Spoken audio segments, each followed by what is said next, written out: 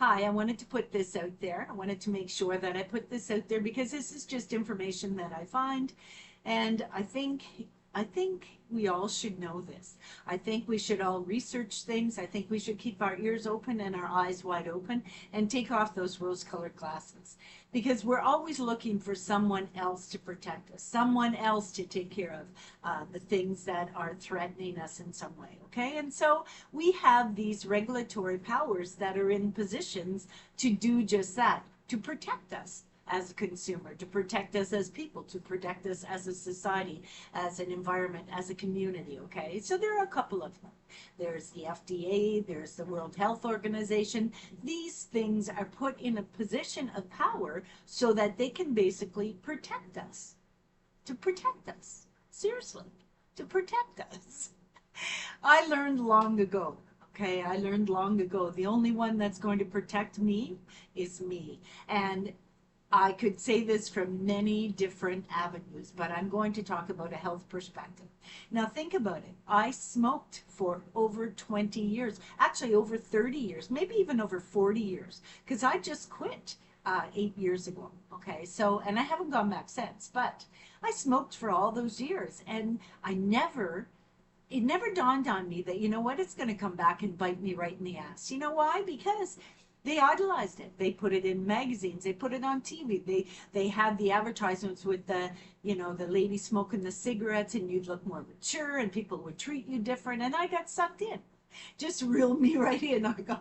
I mean, they pulled me right out of the water, right? So, as a fish, I mean, I swam right up to that worm and I ate it, even though I knew that it didn't sound right, right? And then as I got older and I found out all the chemicals in the cigarettes I was smoking, I realized, you know what? Damn, it's hard to quit. And I know it's hard to quit. I've been there, I've done that.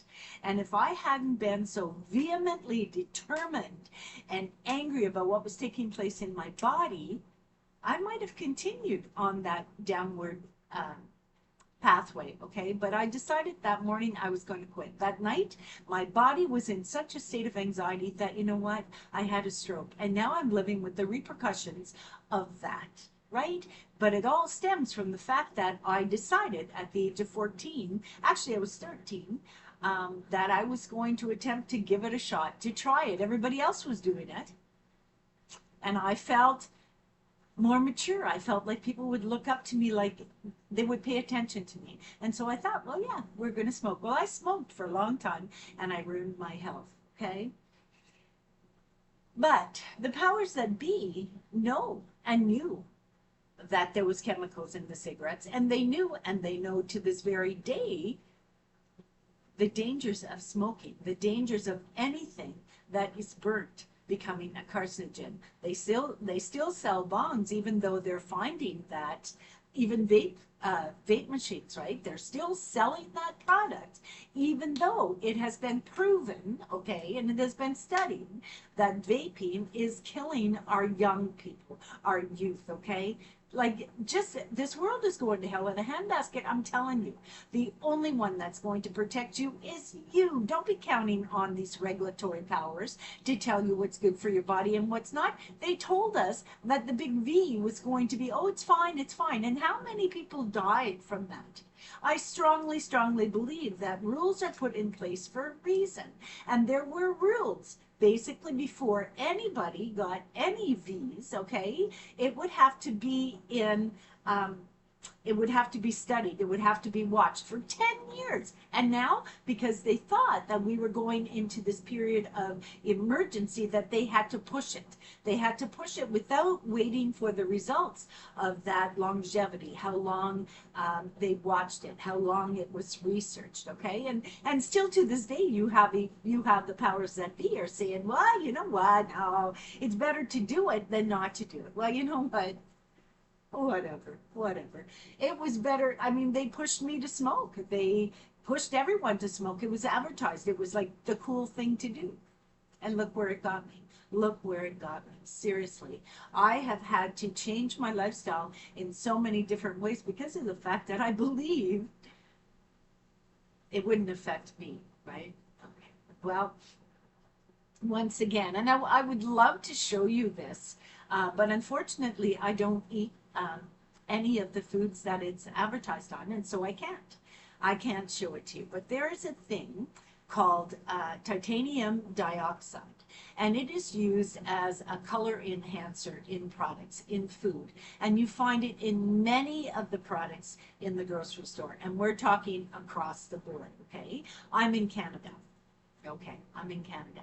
And we have regulatory powers that make sure that what we eat is safe. I mean, just recently I had food poisoning, and I had food poisoning from peanut butter. Seriously, from peanut butter. And then I read after the fact, because I was deathly sick, I read after the fact that peanut butter was recalled because of listeria. Who would have thought? Who would have thought? You know, if there's a product that needs to be pulled off the shelves, they should like make sure that, you know, it's safe to go, right? Well, I guess I got a bad batch of peanut butter. So anyhow, just be forewarned to make sure to check when you're doing your grocery ordering or you're going shopping to check what products are being recalled, okay? Because that is one of the regulatory powers that I think the FDA has, where they can actually put a recall out on certain products, and they do it every day. They do it on child seats, they do it on makeup, they do it on food, they do it on all sorts of things. But then there are things that they are allowing into the system, into the food system, into our, I don't know what you would call it, our grocery stores. They're allowing it, even though they know that this product is in those products.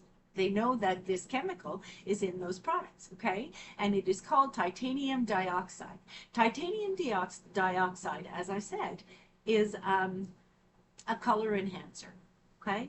And if you look at a lot of the candies that you find where I am, I'm only talking about Canada, where I am, okay?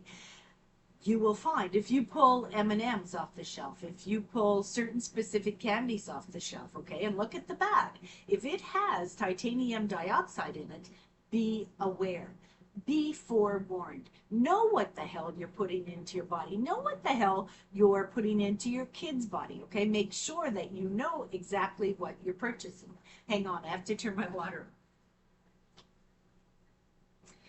So, titanium dioxide, as I said, it's a color enhancer, and it's in a lot of the candies and in a lot of the trans fats and in a lot of the products like chocolate bars and things like that that need, you know, it'd be like, I think M&Ms are like those separate candies, right? I don't eat candy, so I don't have it in my house. And be very, very aware of that. And I do believe that it's in most of the hard candies that are colored, because what they're looking for is they're looking to entice. And I think that should be illegal. They're looking to entice our young people, because who is M&Ms basically directed to, right? Children. Children like candy. As you grow up and you start to learn about things, you start to pull away from candy and focus on your health and your diet, and you know, sugar's bad for you, and so you think about it. But as a child, you make a beeline for those colored candies over in the corner, okay? And even when I was a child and we went to, there was a little grocery store called Chip Yours, and we used to run down there, and she would have the candy behind this glass compartment and give out little brown bags of candy, and you would pay like a nickel for a brown bag of candy, okay? Well, the prices have gone up, but the element hasn't. The brighter the candy, the more titanium dioxide is in the product, because it's an enhancer, right? And they know this. The FDA knows this. They've been told about this. They've been called on this. And what they're saying is that there is no studies that prove that titanium dioxide will create difficulties in your body, okay? Well, what I found out today is that it does. It certainly does. And it is a prime reason why children get ADHD, right? So, you know, think about this. Think about this. We're taking our kids to the store to buy them something, to give them a treat, right? Would you take your child down to the corner store to buy them an explosive device? No, you wouldn't. Would you take him down to the corner store to buy a gun? No, you wouldn't. Would you give, as an adult, would you give a child a weapon? A weapon that's going to destroy them, right? No, you wouldn't. And you're looking to be protected by these agencies, these regulatory agencies. So let me just tell you some of the things that I've found. Okay, so does titanium dioxide, what does it do to your body? You want to know? Exposure to titanium dioxide can irritate the eyes, the nose, and the throat. It has been known and has been shown to cause lung cancer in animals. It is a carcinogen. A carcinogen is cancer causing, okay? Now, these substances, and they play with their words, right? They play with their words because they know they have that on the market. So they play with their words, even in advertising. Such substances may cause, or also may cause, the potential, so may and potential, so the potential for causing reproductive damage in humans. Okay, so guess what? Titanium dioxide has been banned in many, many countries, but not where I am. Not where I am. So it is classified by the International Agency for Research on Cancer in Group 2B as possibly a carcinogen to humans. As a food additive, titanium dioxide and its nanoparticles in particular have been associated with DNA damage and cell mutations, which in turn have the potential to cause cancer. Okay, so would you take your child down to the corner store to buy them an explosive device because it might cause problems? It might explode. Would you allow them to play with something that might explode? See what my cat's doing? Get off, Federa. He's a mischief monger. Anyhow, would you allow your child to play with something that might or might not explode? Seriously, would you? I don't know any parents who've got their head on straight or got their head on their shoulders right that would give a child a gun that they haven't checked if there's a bullet in it, right? Before you hand off a weapon to someone, you always check to make sure there's no bullets in the chamber. Would you not? But you're going to allow your children to eat some M&Ms that might or might not cause neurological problems, cardiac problems, carcinogenic problems, cancers, inflammatory problems, okay? Would you really? And you know what else? And I think I mentioned this at the start of the video, that it also causes an instance of ADHD in animals. Think about it. Think about it. So, the studies have been done. The proof is out there. It has been put on the table. It has been shown. And because it wasn't in place long enough, they say that the FDA and the, who else is a regulatory, I don't know if it's the World Health Organization. Anyway, I think it's the FDA. They have said that, yeah, it's a problem, but it might be a problem. It doesn't necessarily mean that it is a problem. It might be a problem. It has the potential to be a problem. Okay? Yeah, okay. Well, that weapon that you handed off to the person next to you, okay, that has the potential to harm them, especially if you haven't checked if there's a bullet in the chamber. So you know what? If I were you, and I would take my responsibility into my own hands and make sure that what you're eating, what you're ingesting, what you're drinking is safe. Don't be thinking someone else is going to protect you. This is your journey. Be aware and be wary, and make sure you take those damn rose-colored glasses off and know that it is your responsibility. See you on the next video. The good Lord be with you.